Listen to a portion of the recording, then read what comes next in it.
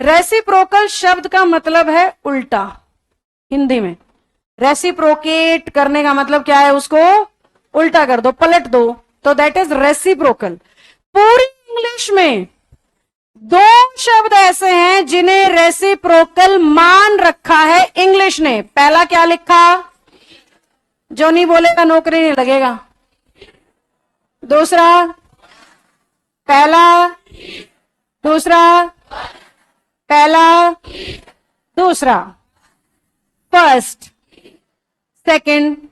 Each other और one another को reciprocal इसलिए मान रखा है क्योंकि ईच और वन इशारा करते हैं एक की तरफ, अदर और अनदर इशारा करते हैं एक से ज्यादा की तरफ। एक को इंग्लिश में कहते हैं सिंगुलर और एक से ज्यादा को कहते हैं, तो सिंगुलर का बिल्कुल उल्टा होता है प्लूरल, सिंगुलर का बिल्कुल।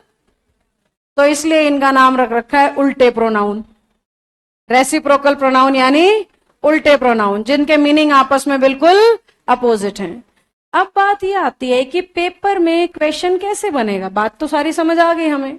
आपका एग्जामिनर यूज करता है ग्रामर के रूल्स, ट्रिक्स, मेथड्स। तो इसमें जो क्वेश्चन बनाने का नियम है वो सिर्फ इतना सा है, भाई ईच अदर ना इंग्लिश में वहां लगाना जहां टोटली दो लोग हों सेंटेंस में, टोटल, और वन अनदर वहां लगाना जहां मिनिमम दो से, यानी कम से कम दो तो है ही, कुछ ना कुछ फालतू होंगे, चाहे 2.25 हो, 2.5 हो, 2.75 हो, वो वन अनदर है। जब तक दो है तब तक, मतलब मैंने आप सबके बारे में कुछ कहना है तो क्या लगाना चाहिए? क्योंकि दो से।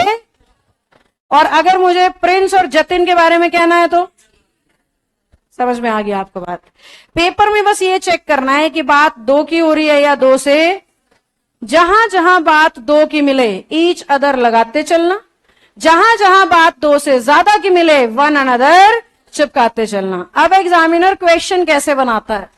मैंने लिख दिया Pawan and Mohan are talking to one another. मुझे भी आता है, मैं तुम्हें ये दिखा रही हूं कि पेपर में कैसे आता है। एग्जामिनर लिखेगा रोहन मोहन, जो भी लिखा है, कुछ भी लिख सकता है वो, और लास्ट में जाके क्या लिख देगा? One another.